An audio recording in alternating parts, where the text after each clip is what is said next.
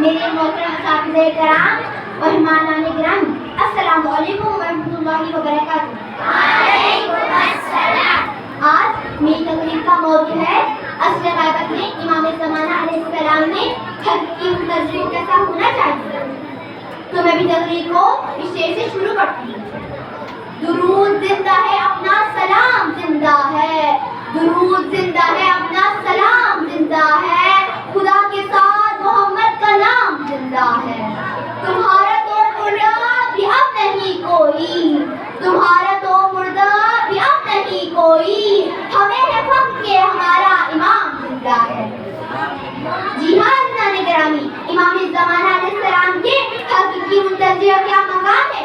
امام جعفر صادق علیہ السلام کے اس فرمان سے اندازہ لگائیں، مولا نے فرمایا امام زمانہ علیہ السلام کے حقیقی منتظر اگر دنیا سے انتقال کر جائے تو وہ شخص سے رہے جو امام زمانہ علیہ السلام کی حال میں، بلکہ وہ شخص سے رہے جس نے پیغمبر علیہ السلام کے ساتھ مل کر دشمنوں کے خلاف جنگ لڑی۔ جی ہاں جناب عالی، حقیقی منتظر کے سماجی میدان میں بھی ذمہ داریاں ہوتی ہیں۔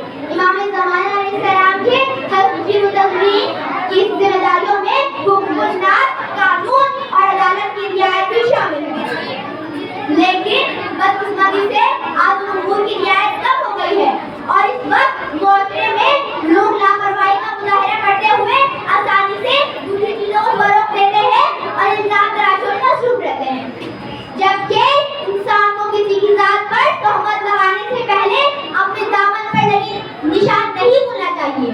جی ہاں عزیزان گرامی، تہمت معاشرے کی سلامتی کو جلد نقصان پہنچاتی ہے اور سماجی انصاف کو بھی ختم کر دیتی ہے، حق کو باطل اور باطل کو حق برابر پیش کرتی ہے۔ بس ایک انسان کو چاہیے کہ تہمت جیسی بدترین نفسیاتی بیماری سے اپنے کو محفوظ رکھے اور دوسروں کو بھی ایسے گناہ انجام دینے سے منع کرے۔ بس ایک حقیقی منتظر کو ان تمام برائیوں سے دور رہنا چاہیے۔ بس سامعین محترم، میں بھی تقریر کو اس شعر پر ختم کرتی ہوں۔ عمل سے زندگی بنتی ہے جنت بھی جہنم بھی، عمل سے زندگی بنتی ہے جنت بھی جہنم بھی، دکھا کے اپنی فطرت میں نہ نوری ہے نہ ناری ہے۔ والسلام علیکم ورحمۃ اللہ وبرکاتہ۔